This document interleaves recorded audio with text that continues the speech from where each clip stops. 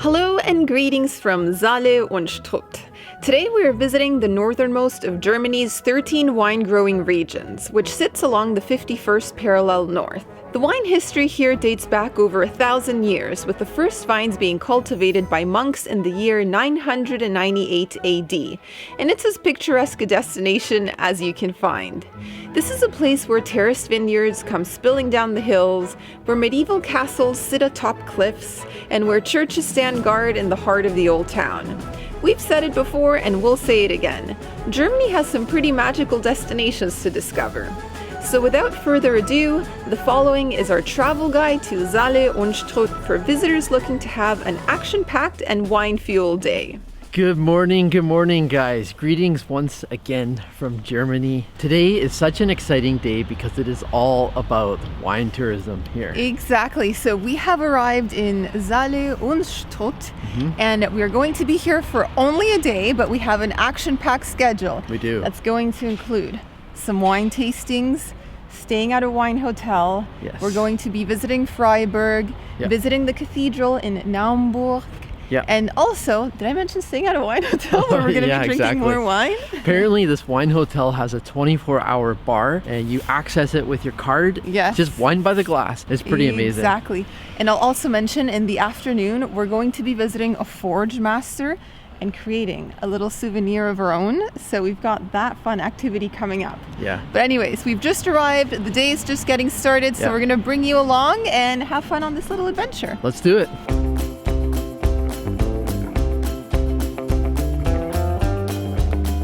So we started the morning with a guided walk through the town of Freyburg, which is considered the wine capital of the region. We found the town to be super walkable and full of charm, with lots of cheerful pastel shades, vines crawling up the side of buildings, and rooftops with eye-shaped windows that kind of made it feel like you were being watched from above.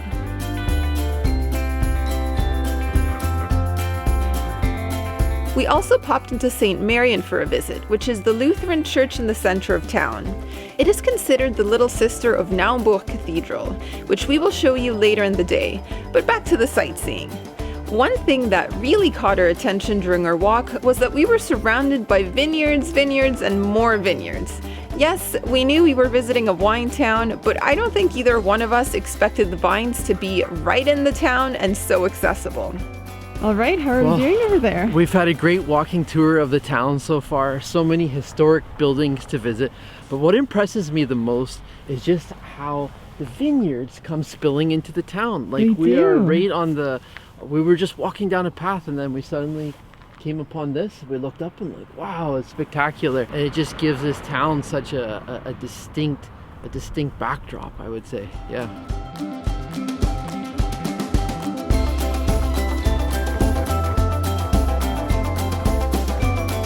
And speaking of wine, that morning we also visited Rotkäppchen-Mumm, a winery that dates back to 1856 and specializes in sparkling wines. Rotkäppchen-Mumm makes up nearly half the market for sparkling wine in Germany, and they're also one of the 5 largest producers of sparkling wine in the world. They do offer tours in German, but another option if you don't speak the language is to just visit the shop and peruse their various sparkling wine offerings, because certain bottles can only be obtained at this particular location. Well, today's our lucky day. We got a special sparkling wine. Lucky day. Okay, so we just visited Rotkäppchen, which means Little Red Riding Hood. This place specializes in sparkling wines. This is kind of like their main headquarters here. And we've just acquired a very special bottle, gold seal. Apparently you can only get it from here. You can only get this bottle here. So right here. So yeah, we'll tell you more about them later today. Once we're back in the hotel, we've got this to try and we've got the wine at the hotel to also try. So it's going to be a boozy day. So if you're a wine lover, I think you're going to enjoy this video.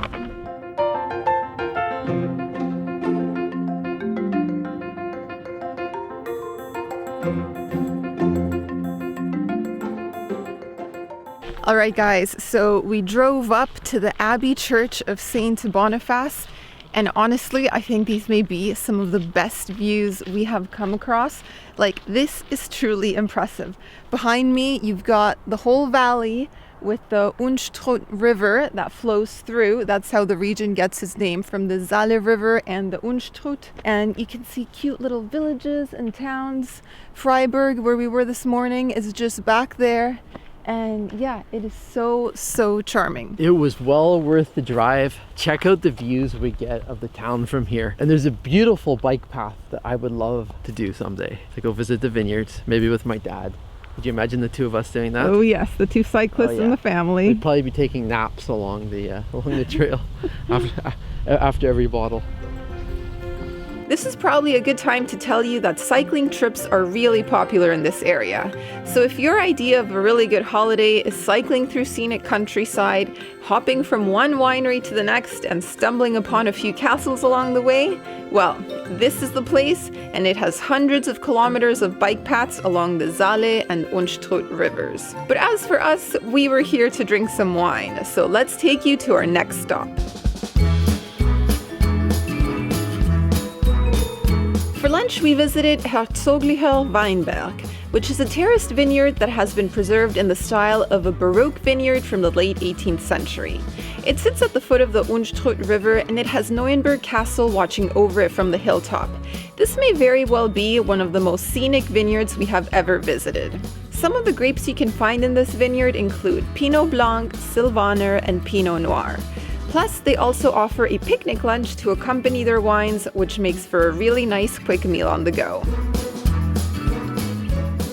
So lunchtime, and we are having a picnic at a vineyard. How's that? Oh, this is amazing. We've got olives, both colors, black and green. We've got slices of salami, stuffed peppers with cheese, little tomatoes, well, and some bread to go along with it. Mm-hmm. And the star, of course, is the Pinot Blanc, the very famous wine from this area. Let's try that. Oh, and they give us a nice big glass. Gotta love that. It's above the line. Look at that. Beautiful, beautiful tasting dry white wine from here. So Sam is normally a red wine drinker. This is unusual for you to be trying some whites. Well, I'm learning to appreciate whites more on this trip.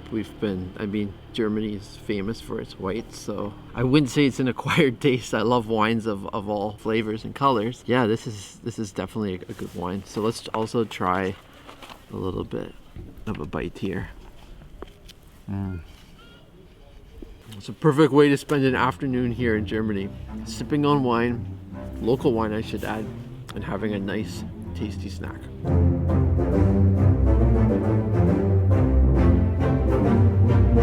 Afterwards, we couldn't resist going to Neuenburg Castle for a closer look, so we drove up to the top. This castle was built around the year 1090 by the Thuringian Count Ludwig the Leaper, and yes, there is a story behind his name. According to local legend, which may have been quite embellished over time, after stabbing a ruling count and then being incarcerated, Ludwig the Leaper leapt from a castle tower into the river where a servant was waiting for him with a boat and his favorite white horse named Swan, where he made his perfect escape. Sounds like the stuff of German fairy tales, I know, but either way, it was a cool castle to visit with equally impressive views.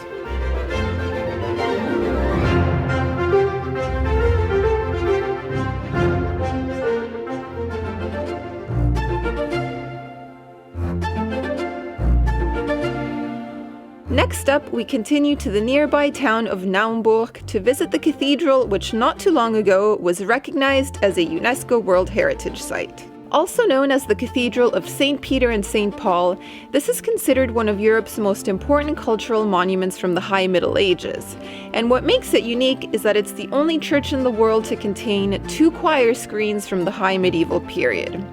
The main attraction is definitely the West Choir, which features 12 statues depicting the church's top donors dating back to the mid-13th century. These statues were crafted by a medieval stone sculptor now only known as the Naumburg Master. The most famous statue of all is Uta, which is said to depict the most beautiful woman of the Middle Ages.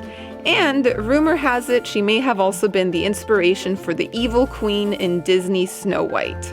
During our guided visit of Naumburg Cathedral, we got to climb up a spiraling staircase that led to the attic, which then led to one of the towers where you can enjoy views of the town below.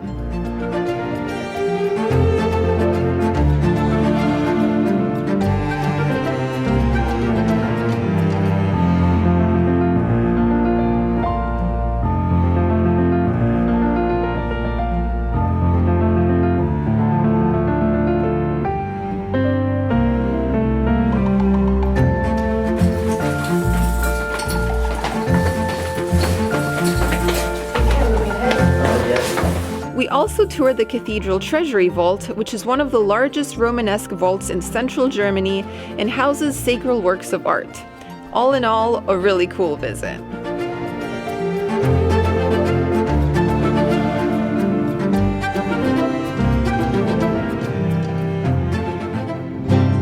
Then for our afternoon activity, we drove to Burgenlandschmiede for a forging workshop.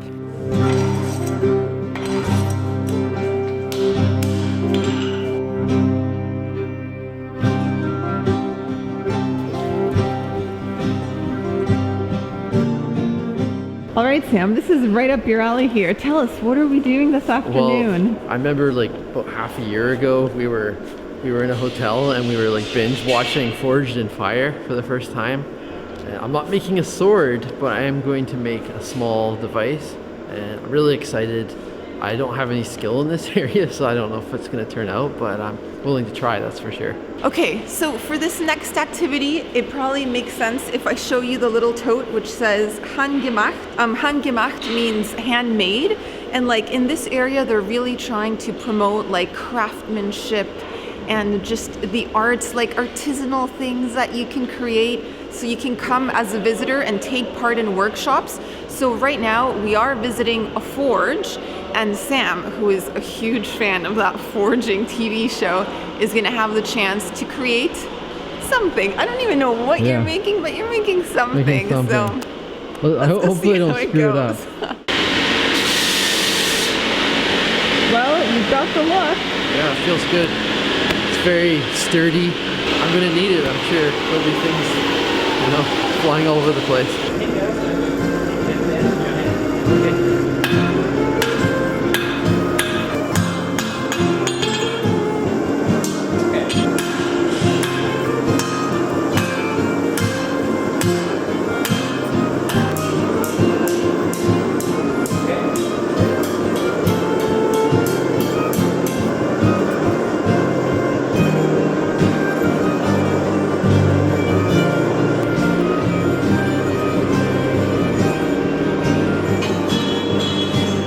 So we took part in the forging workshop, but I want to mention that there are all sorts of workshops and experiences to choose from as part of the Handgemacht program. That means you can meet with candy makers, beekeepers, woodworkers, and whiskey producers. So there are all sorts of experiences to be had based on your interests. And if you haven't figured out what Sam was making by now, it was a fireplace log poker. I honestly thought he would be making some small ornament, but the forge master Lucas put him to work and guided him through the whole process. The end result was a really cool souvenir with a unique travel story behind it.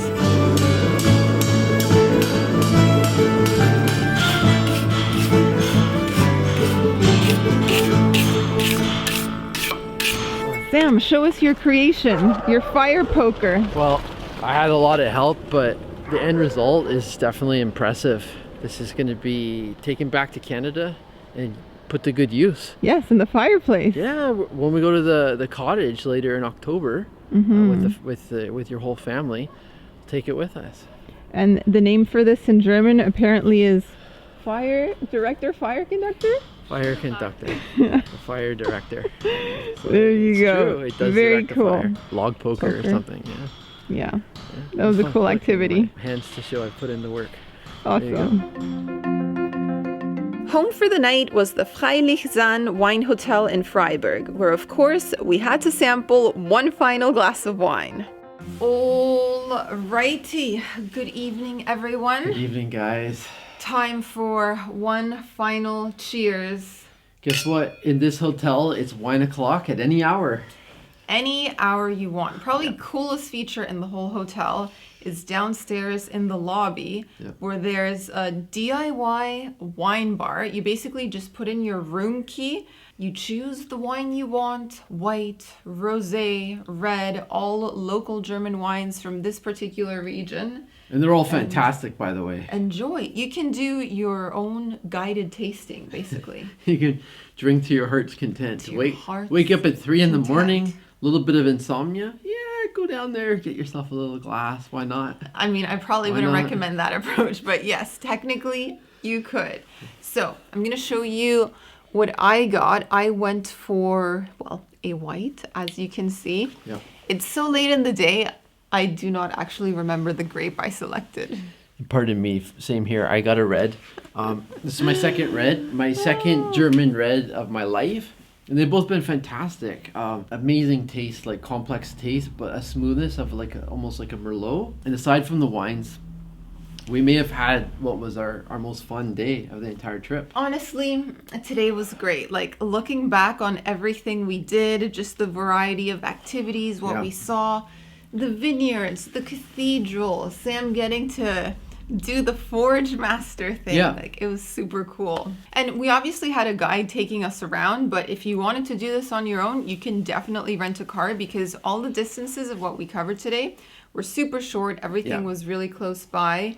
And we need to mention dinner tonight. We had dinner at the hotel's restaurant, which is 51 degrees. Yeah. That's apparently because you can grow wine producing grapes up to the 51 degree latitude here in Northern Europe. Yeah. I'm not gonna lie, best meal of the trip for me. That was amazing. That steak was like on point. They cooked it to perfection, and that was juicy. And they had just an amazing herb butter that was melted on top. Oh. And for myself, I got the gnocchi with pumpkin and radishes and mushrooms, and it was so delightful. The sauce was so creamy, and the handmade gnocchi were just absolute perfection. So a wonderful meal, a wonderful time in town. Yeah, couldn't recommend this part of Germany more. Like go do some slow tourism in the wine region of Germany. It's Saale-Unstrut. very much worth it. Very much worth it. So, Prost, people. Prost. Prost. We'll see you guys soon. Good night. Good night. We're done.